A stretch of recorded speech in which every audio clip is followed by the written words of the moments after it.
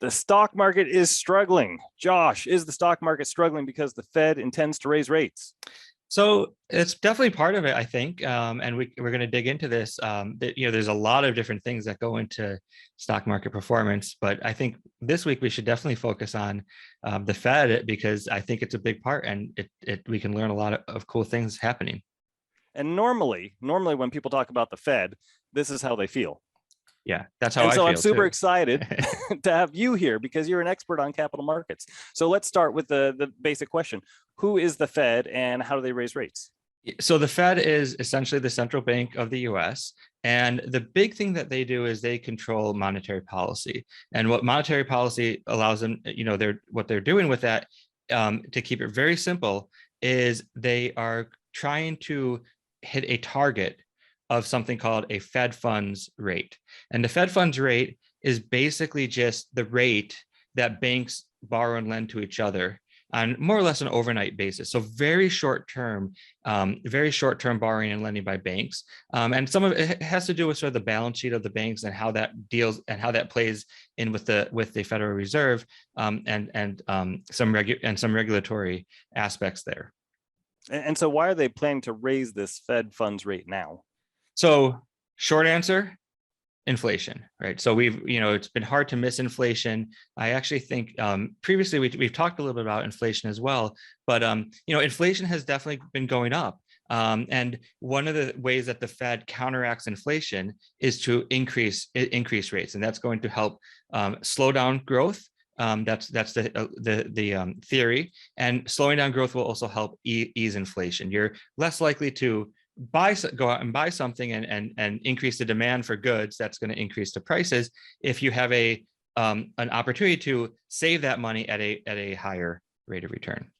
And so can you tie this together? How is it that the rate that the banks lend to each other at affects inflation? Yeah. So basically this rate is, the way I like to think of it is it's almost like a starting point. So this rate sort of starts all other rates. And so when we say right now the Fed is targeting between 0 and 0.25%, which is 25 basis points, that's a starting point. And then when we talk about interest rates, and I know in our classes we're starting to talk about interest rates with our students and time value of money, those interest rates they start somewhere, and they're starting with that rate. So when the Fed is raising this rate, while it only directly impacts the bank borrowing and lending with each other on their Fed funds, it also has implications for bonds, corporate bonds. It has implications for the required return on stocks. It has implications for mortgages. It has implications for credit cards, car loans, student loans, everything. And so it's like a starting point. And so when we raise that rate, all these other rates sort of creep up just a little bit as well. And then why does the stock market react to that? So that's really sort of the key question now. Sort of been walking our way through it. So first, why don't we just look at what the stock market did basically over the last 2 months or so. So going back to December, and you can see that we have this really big dip here. This is sort of that recent decline that you've been reading about in the news, hearing about. And this is sort of what we're tying to the Fed, because what the Fed is doing and what they did this week in particular is signal that at their next meeting, they are going to increase this Fed funds rate. But the key question is this actually good or is this bad for stocks, right? Could this be good news? And I think this is sort of the irony, at least to me, that one of the ironic things of all of this is that when the Fed raises rates, the stock market actually tends to perform okay. And here's sort of the last cycle of increasing rates. So this black font line is the Fed funds rate. So you could see that the last cycle was about 2016 to roughly 2019, and they're increasing that Fed funds rate. That's what this black line is doing. It looks like your stairs, and the blue line is the S&P 500.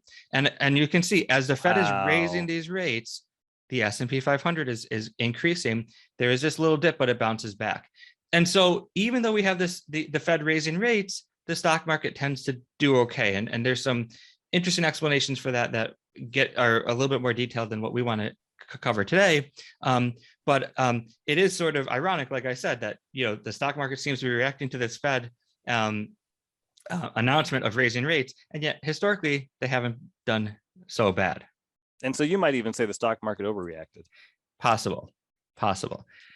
Now, we're go not offering investment advice here, but right, that's right. you seem very optimistic about what the future holds after the Fed raises rates. Maybe. And we'll link to a nice article also. I'll link to a nice article in the notes from Bloomberg that sort of shows this is just not a one-time thing. It's happened in the past as well.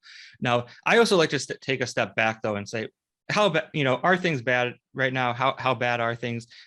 So this just shows you the whole picture, going back to sort of, again, this last cycle, that sort of 2016, where that last rate hike cycle began.